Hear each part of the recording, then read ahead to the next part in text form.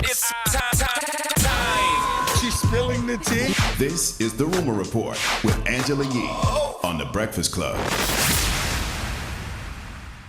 All right. Well, this new documentary that's coming looks like it's going to be amazing.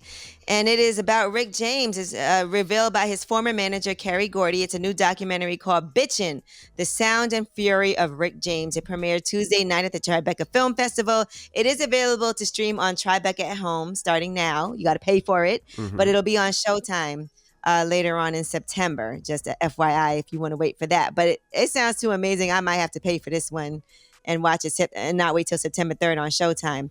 But some of the things that is revealed in the documentary, they said that actually Rick James really helped out Lionel Richie's career. And the reason why this happened is because Rick James was frustrated by disappointing sales for his album Throwing Down that came out in 1982 and the tour. So he went into the office of then Motown president Jay Lasker. He was delivering his next album and he started to pour coke onto the desk. He snorted it, jumped on top of the desk, took out his penis and shoved it in Lasker's face while yelling, "Sell my goddamn record."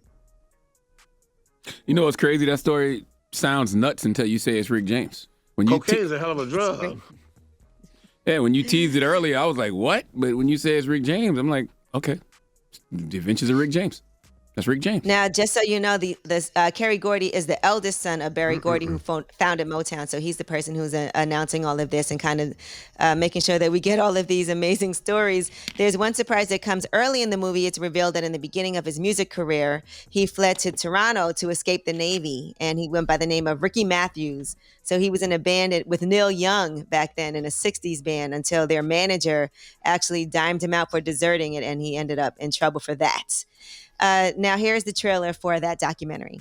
P-Funk, Parliament, Bootsy, all these people, they were kind of looking at Rick sideways because he had learned how to craft pop with funk. And so he hit the big time faster than they did. Rick was the smartest one out of all of us. He sold a lot of records. People came to the concerts, and he used to talk about, yeah, I'm selling more records than y'all. I think George took offense a little bit, but all was fair and funk and warm, man.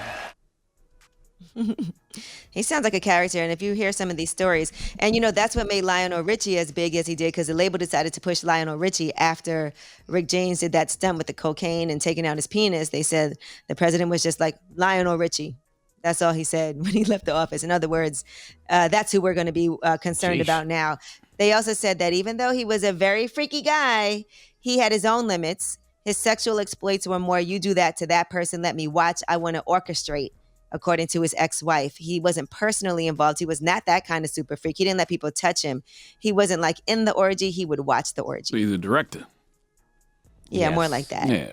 By the way, Showtime be getting all the great docs from all of the black legends. They got a Dick like Teddy Pendergrass. Teddy Pendergrass. They got a Dick Gregory documentary coming as well too.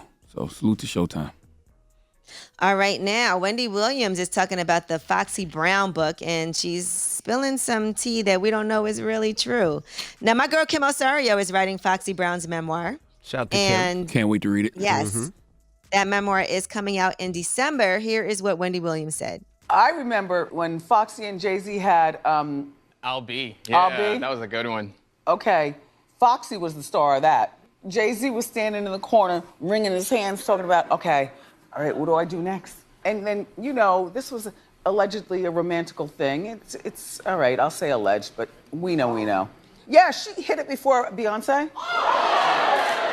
Allegedly. You can't, she added the allegedly. I was like, you cannot just say that. Yeah, you can't make it. Not unless you was dead and you saw it for yourself. If not, you got to say allegedly because, that's I don't know if it's defamation, but you definitely be held liable for that because it's not true. She also said some kind of nasty We don't know things if it's true or not. about Foxy Brown's hearing loss because she started talking about how she wants her to how she's going to figure out how to do an audio version of the memoir. That's not cool. Oh my God. So, I can't wait to read the book though because I'm sure Foxy got a great story and she got the legendary Kim Osario writing it with her too. Mm-hmm. Oh man. Randomly, when I was at Caroline's that night where Wendy and Miss Jones were there, Kim Osario was with me also. that night. Okay. When we ran into her. All right, now Paris Jackson was on Red Table Talk, and she did a sit-down interview with Just Willow Smith, and she was talking about a lot of different things. She was talking about her past attempts to end her own life and what helped her break out of that mentality. And the two of them just really had a really great in-depth conversation. She talked about her PTSD from paparazzi. I experience audio hallucinations sometimes of camera clicks and severe paranoia, and have been going to therapy for a lot of things, but that included, and I've started EMDR. Like you hear camera I'll hear clicks? a trash bag rustling and I flinch and panic. Is that from the paparazzi? Yeah, I think it's just standard PTSD. Dang. That's awful. She also talked about her failed suicide attempts. Here's what she said. People do feel regret when they try and attempt suicide, like a last minute regret. There have been times where I did and times when I didn't, where I was upset that it didn't work. Yeah. But I can say several years later that I'm really grateful that it didn't. Lord have mercy. Definitely sending healing energy to Paris Jackson. Absolutely. She said every day people told her to kill herself. What do you mean? And like on social media? Every day on social media, yeah. Mm-hmm. All right, in addition to that, she talked about how she feels like her dad, Michael Jackson, would be proud. I just feel like you've done such a beautiful and graceful job of doing your own thing, because kids like us we feel like we have to live up to this certain standard. I feel like it's still probably there somewhere in the back of my head, but the louder thing that competes is that I feel like my dad would be proud.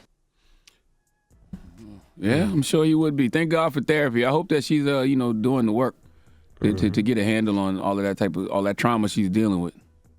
Well, at the end of this, Paris Jackson and Willow Smith actually went to the studio and did some music together. You saw they talked about it. They said, let's go do some music. Should we just go to the studio? And then there were pictures of them together in the studio. But she did say the music does help her. All right, and that is your Rumor Report. All right, shout out to Revolt. Everybody else, the mix is up next. Today is Kendrick Lamar's birthday, so let's get on some Kendrick. Legend, the leader of the new school for the K-Dot. last decade. So we'll get on some Kendrick. It's the Breakfast Club. Good morning.